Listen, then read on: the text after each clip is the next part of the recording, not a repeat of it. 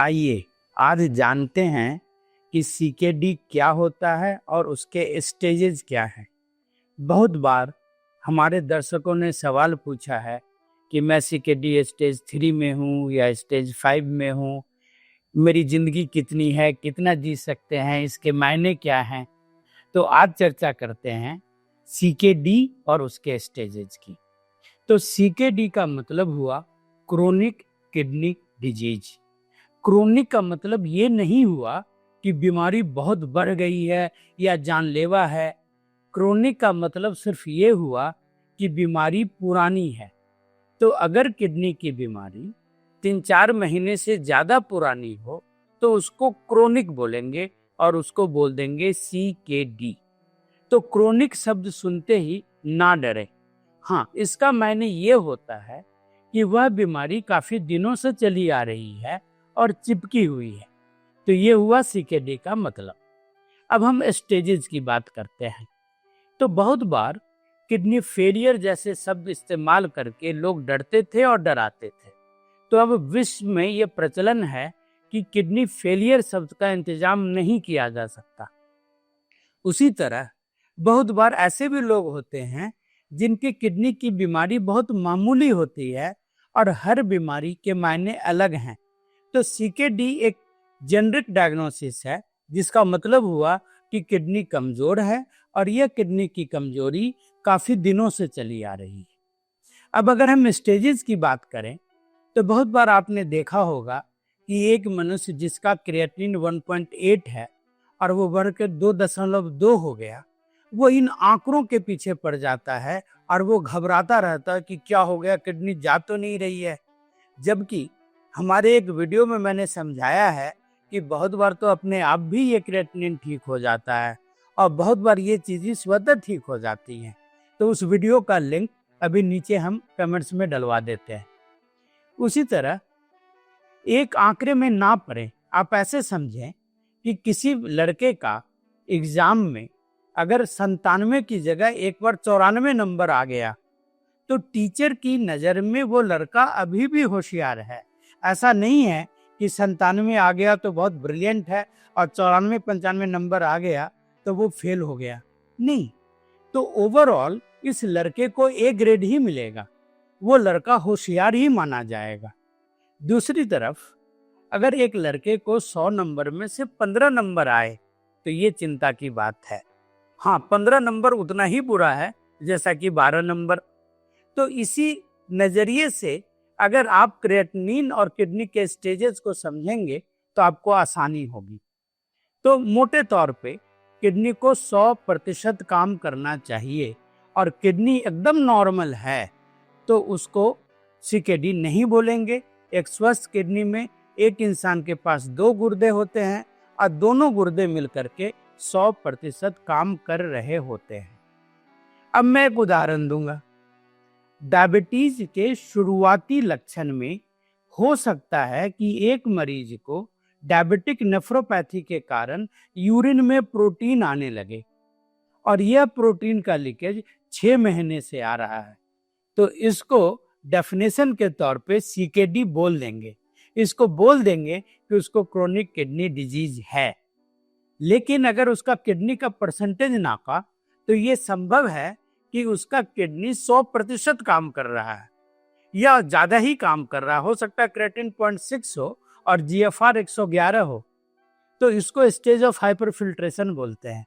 तो किडनी काम तो अच्छा कर रही है, ज्यादा कर रही है, जीएफआर तो अच्छा है, लेकिन चूंकि प्रोटीन आ रहा है और काफी दिनों से आ रहा है तो इसको सीकेडी बोलेंगे और इसको क्रोनिक बीमारी बोलेंगे और सीकेडी स्टेज 1 बोलेंगे। तो स्टेज 1 का मतलब कि जीएफआर 90 के ऊपर है, किडनी 90% से ज्यादा काम कर रही है। तो यहाँ पे बहुत बार अगर डॉक्टर किसी को सीकेडी लिख जाए तो लोग डर जाते हैं। नहीं, किडनी तो 100% काम कर रही है। लेकिन सीकेडी लिखने का सिर्फ एक मायने है कि चूंकि ये बीमारी आपसे चिपकी हुई है तो आपको नेफ्रोलॉजिस्ट की नियमित जरूरत है। और हाँ, हम सभी जानते हैं कि उम्र के प्रभाव से, काल के प्रभाव से, समय के प्रभाव से कोई नहीं बचा। तो जैसे जैसे समय गुजरेगा मान लीजिए डायबिटीज 25 साल पुराना अब हो गया तो समस्याएं बढ़ेंगी। और हाँ, अगर नेफ्रोलॉजिस्ट आपके लूप में है तो वह किडनी की रक्षा बेहतर कर पाएगा।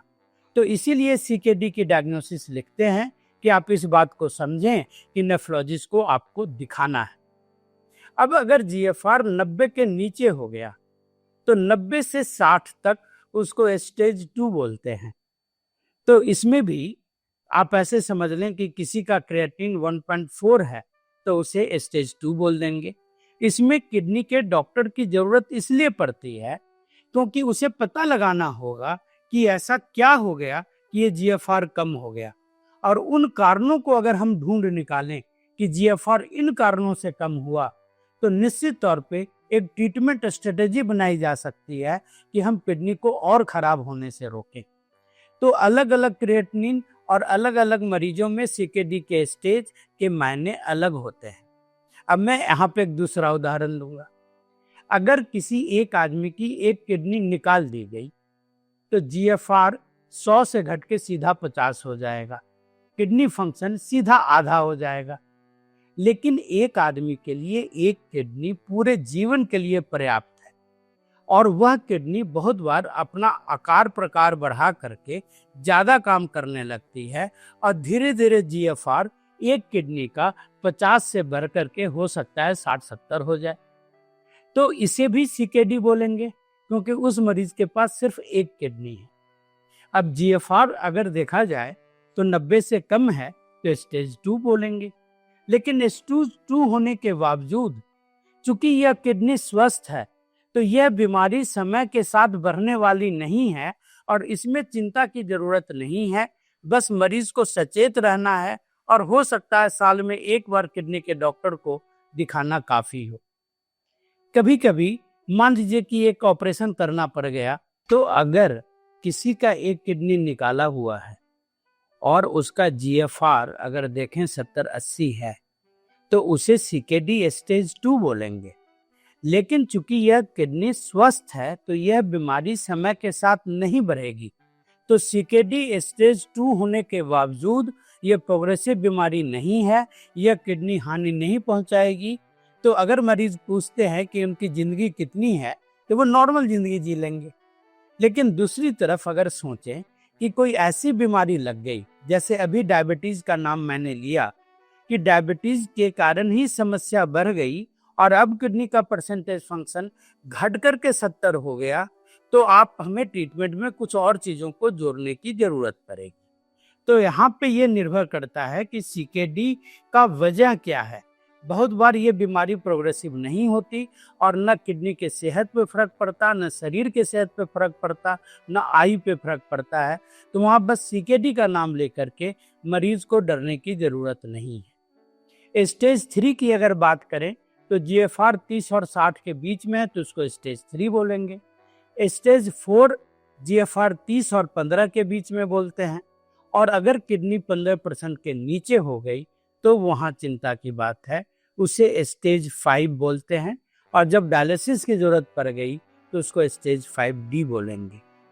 तो अगर क्रिएटिनिन आप मोटे तौर पे समझें कि 6-7 हो गया और वो क्रोनिकली बढ़ा हुआ है तो उसको सीकेडी स्टेज 5 बोलेंगे। अब यह बहुत बार मैंने मरीजों को देखा है कि 6 से क्रिएटिनिन 8 हो गया तो वो बहुत डर जाते हैं, और 8 से घट के 6 हो गया तो बहुत प्रसन्न हो जाते हैं, जबकि मेडिकल भाषा में इसका मायने एक ही है। अगर जीएफआर 15 के नीचे है तो निकट भविष्य में उसे डायलिसिस या ट्रांसप्लांट की जरूरत पड़ेगी। तो बहुत बार नेफ्रोलॉजिस्ट एडवांस में समय रहते इन चीज़ों की चर्चा कर लेता है। उसका मतलब ये नहीं है कि आज हमने डायलिसिस बोला और आज ही लेना जरूरी है।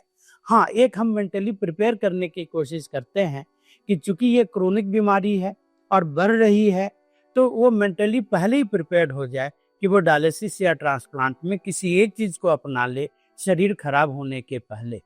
तो बहुत बार लोग एडवांस किडनी फेलियर में आते हैं जब जीएफआर 5-6 हो जाता है, उस टाइम में थोड़ा खतरा जरूर हो जाता है। तो स्टेबल मरीज जिनका जीएफआर 55 है, 60 है, वो स्टेज के भुलावे में ना आए।